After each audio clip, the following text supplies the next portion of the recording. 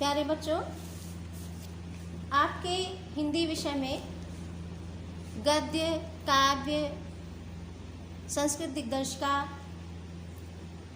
इन खंडों के अतिरिक्त एक नवीन पाठ्य वस्तु का समावेश होता है कक्षा 11 में, वह है नाटक। तो जो नाटक आपके पाठ्यक्रम में है उसका नाम है कुहासा और किरण और उसके रचनाकार हैं विष्णु प्रभाकर। नाटक से संबंधित किस प्रकार के प्रश्न आपकी परीक्षा में आते हैं इसके संबंध में आपको थोड़ी सी जानकारी दे दें। जो भी नाटक पाठ्यक्रम में रहता है उस नाटक की कथा वस्तु या सारांश, नाटक के जो भी प्रमुख पात्र हैं उनके चरित्र चित्रण से संबंधित प्रश्न, जैसे नाटक के नायक के लिए पूछ लिया गया कि नायक कौन है और उसके चरित्र की प्रमुख विशेषताएं क्या हैं। ठीक इसी प्रकार से अन्य जो पात्र हैं उनमें से कोई भी पात्र कि उसके चरित्र की प्रमुख विशेषताएं क्या हैं, प्रमुख बिंदुओं के अंतर्गत लिखिए। नाटक की रचना का उद्देश्य क्या है, यानी नाटककार ने नाटक क्यों लिखा, इससे संबंधित प्रश्न, या फिर उस नाटक की कथा वस्तु संक्षेप में अथवा नाटक के किसी भी एक विशेष अंक का सारांश। अंक क्या होता है, किसी भी नाटक के जो पार्ट्स होते हैं उसको अंक के नाम से हम जानते हैं। जैसे वो नाटक कितने खंडों में विभक्त है, मान लीजिए 4 खंडों में विभक्त है, 5 खंडों में विभक्त है, 3 खंडों में विभक्त है, तो उसका जो एक भाग होता है उसको हम अंक के नाम से जानते हैं। आपके पाठ्यक्रम में जो नाटक है कुहासा और किरण, उसमें 3 अंक हैं। इस नाटक की रचना हिंदी के बड़े ही प्रसिद्ध नाटककार विष्णु प्रभाकर ने की है और इसमें 3 अंक हैं। इसकी कथा वस्तु 3 अंकों में बांटी गई है। इसके प्रमुख पात्र अमूल्य, कृष्ण चैतन्य, विपिन बिहारी आदि हैं। और इस नाटक की प्रमुख स्त्री पात्र मालती, प्रभा तथा कृष्ण चैतन्य की सेक्रेटरी सुनंदा। नाटक की कथा वस्तु को आज हम लोग संक्षेप में जानेंगे कि इस नाटक में कहानी क्या है जिसको नाटककार ने दर्शाया है, क्योंकि नाटक ऐसी रचना है जिसको रंगमंच पर अभिनय के माध्यम से प्रस्तुत किया जाता है। तो लेकिन उस नाटक की क्या कथा वस्तु है, उसके पीछे कौन सी कहानी छिपी हुई है, यह बताया जाएगा आपको आज की कक्षा के माध्यम से। ये एक सामाजिक नाटक है जिसमें स्वतंत्रता प्राप्ति के उपरांत, यानी जब हमको अंग्रेजों की दास्ता से मुक्ति मिली उसके बाद किस प्रकार से देश में भ्रष्टाचार व्याप्त हुआ और कैसे ऐसे लोग जो कि पहले किसी न किसी गलत कार्य में संलग्न थे, उन्होंने स्वतंत्रता प्राप्त होने के बाद किस प्रकार से अपने आप को सफ़ेद पोश बना करके, अपने काले चेहरे को ढक करके सफ़ेद पोश बन करके किस प्रकार से समाज के सामने आते हैं, और वास्तव में जिन लोगों ने वास्तव में संघर्ष किया, त्याग किया, बलिदान दिया, किस प्रकार से उनको वह लाभ, वह सुविधाएं नहीं मिल पाती हैं, अपितु उनको मिलती हैं जो छद्मवेशधारी।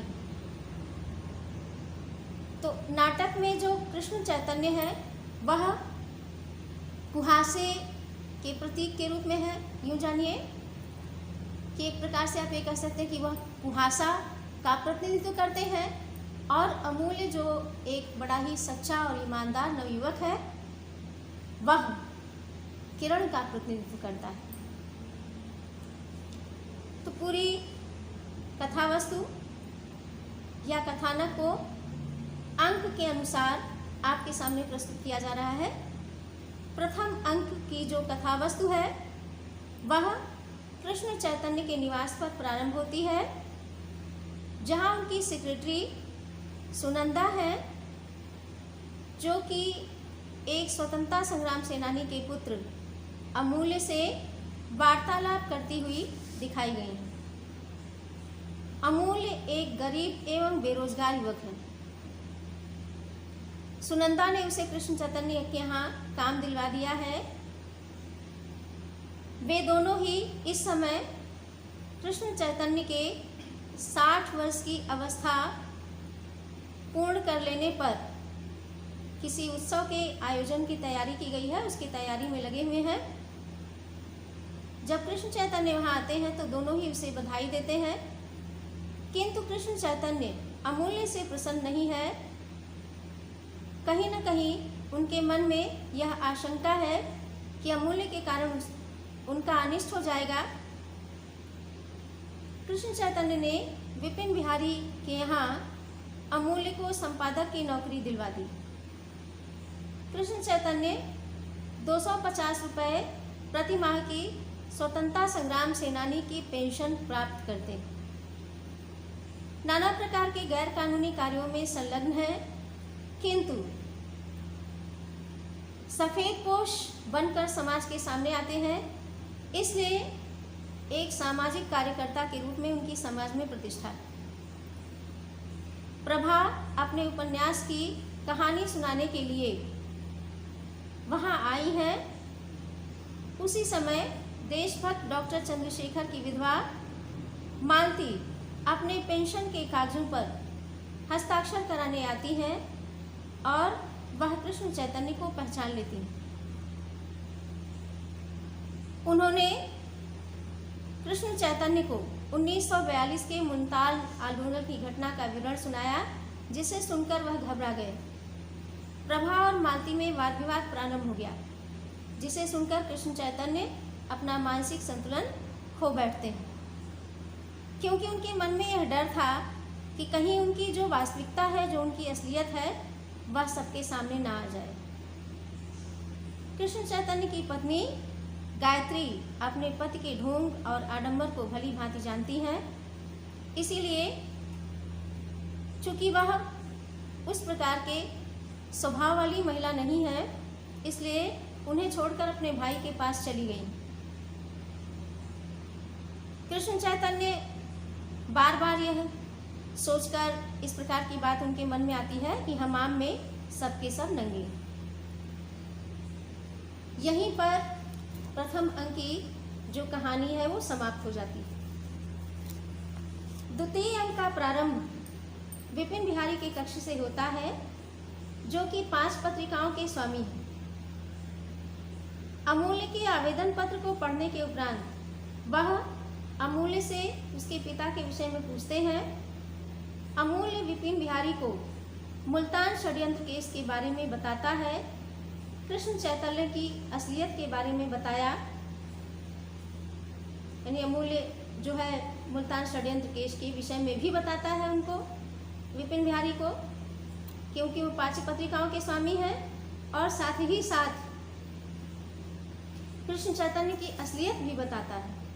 लेकिन विपिन बिहारी कृष्ण चैतन्य के विरोध का साहस नहीं जुटा पाते हैं।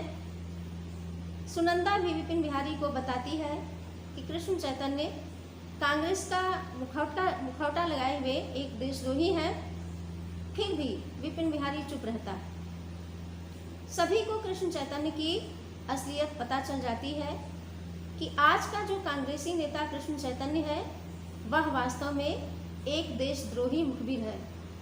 मुखबिर कहते हैं जो अंग्रेजों के समय में देशभक्तों की जासूसी किया करता था, देशभक्तों के संबंध में उनको बताया करता था, और उसका वास्तविक नाम था कृष्णदेव, तथा उसी के जासूसी के कारण अमूल्य के पिता और मालती के पति डॉक्टर चंद्रशेखर को सजा दी गई थी। यानी कृष्ण चैतन्य ने ही अमूल्य के देशभक्त पिता और मालती के देशभक्त पति को अंग्रेजों के सिपुर्द करने में जासूसी की थी।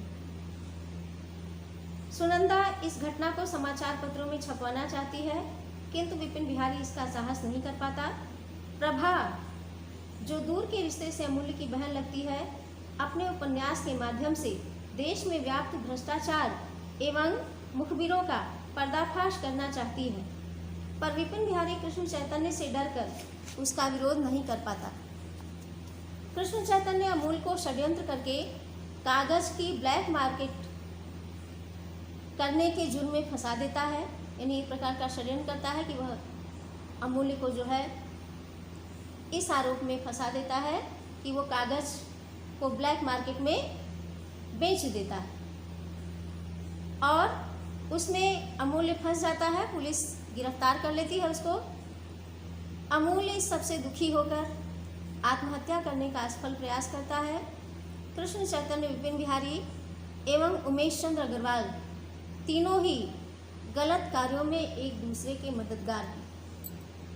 विपिन बिहारी अपनी अंतरात्मा की आवाज़ पर काले कारनामों से अलग होना चाहता है, किंतु कृष्ण चैतन्य उसे धमकी देता है और कहता है कि तरेंगे हम तीनों, डूबेंगे हम तीनों। उसी समय कार दुर्घटना में गायत्री की मृत्यु हो जाने से कृष्ण चैतन्य का हृदय परिवर्तन होता है। यहीं पर दूसरे अंक की समाप्ति हो जाती है। तृतीय अंक की कथा का प्रारंभ कृष्ण चैतन्य की एक कोठी से होता है। वह अपने कक्ष में अपनी पत्नी गायत्री के चित्र के सामने बैठा है तथा अपने अपराध को एवं गायत्री के त्याग और बलिदान को स्वीकार करता है। सभी लोग गायत्री की मृत्यु को आत्महत्या मानते हैं। सुनंदा इसकी सूचना पुलिस को देकर भ्रष्टाचारियों का भंडाफोड़ करना चाहती है। गुप्तचर विभाग के अधिकारी टमटा के आने पर सुनंदा उन्हें अमूल्य के निर्दोष होने के बारे में बताती है। कृष्ण चैतन्य स्वीकार कर लेता है कि अमूल्य पर जो भी आरोप लगाया गया है वह झूठा है तथा उसके विरुद्ध उन लोगों ने उसे फंसाने के लिए षड्यंत्र किया था। वह अपने साथी विपिन बिहारी एवं उमेश चंद्र अग्रवाल के कुकृत्यों का भंडाफोड़ कर देता है। टमटा उसे अपने साथ चलने को कहते हैं। तभी मालती वहां आ जाती है और अपनी पेंशन के लिए कहती है। अब कृष्ण चैतन्य का हृदय परिवर्तन हो चुका था, अतः प्रायश्चित करता हुआ वह अपनी सारी संपत्ति मालती को दे देता है और अपनी पत्नी के चित्र के सम्मुख प्रणाम कर टमटा के साथ चला जाता है। विपिन बिहारी एवं उमेश चंद्र अग्रवाल को जनता दोषी मानकर उनका सामाजिक बहिष्कार कर देती है। अमूल्य का निर्दोष होना सिद्ध हो जाता है, प्रमाणित हो जाता है। अमूल्य निर्दोष पाया जाता है, इस कारण उसे छोड़ दिया जाता है। इस प्रकार से इस नाटक की कथा वस्तु स्वतंत्रता के उपरांत भारत में जो राजनीतिक, सामाजिक और आर्थिक भ्रष्टाचार व्याप्त है, उस भ्रष्टाचार का पर्दाफाश करती है। साथ ही यह भी संदेश देती है कि सामाजिक जागृति होने पर भी भ्रष्टाचार समाप्त हो सकता है। इस प्रकार से भ्रष्टाचार के विरोध में सामाजिक जागरूकता उत्पन्न करना एवं भ्रष्टाचार के पर्दाफाश के लिए संघर्ष और कष्ट को सहन करने की क्षमता अपने भीतर उत्पन्न करना, ऐसा सत्य के प्रति निष्ठावान संदेश देना नाटककार का उद्देश्य है। यहीं पर नाटक समाप्त हो जाता है। बच्चों, इस प्रकार से पूरे नाटक की कथा वस्तु अंक के अनुसार आपको आज के इस संदेश के माध्यम से बताई गई है। आगे आप लोग इसे कर समझ लीजिएगा। पुनः इससे संबंधित जो प्रश्न है वो आपको अगली कक्षा के माध्यम से प्रस्तुत किए जाएंगे।